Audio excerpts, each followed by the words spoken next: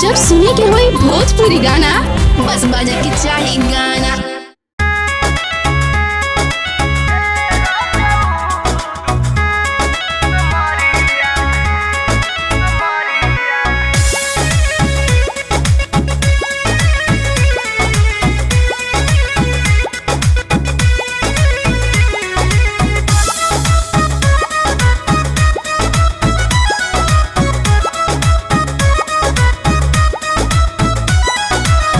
जवन तू लुटल मजा नथिया उतार के बाबा नहीं जाए दिल कहूँ सितार के जी। हाँ जवन तू लुटल मजा नथिया उतार के बाबा नहीं जाए दिल कहूँ सितार के मजा में सजा हल कोई के अनहरिया मजा में सजा हल कोई के अनहरिया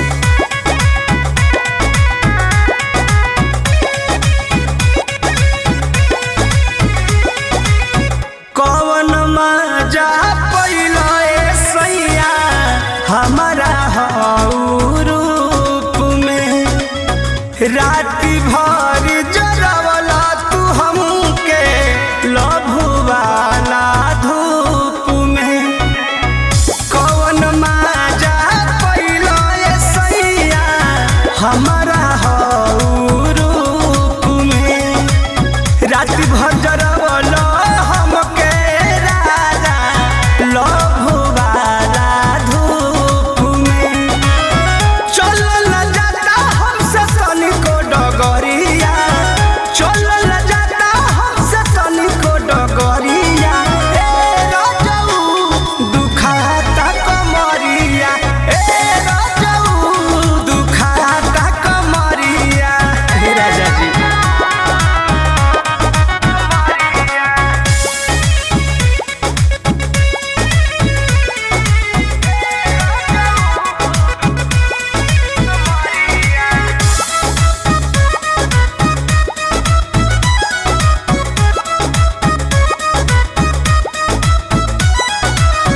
अलहर जवानी के मोती मारी के कैला छाती ऐसन दर्द तू दिहलाए परमोधि छोड़ला ना एको गति।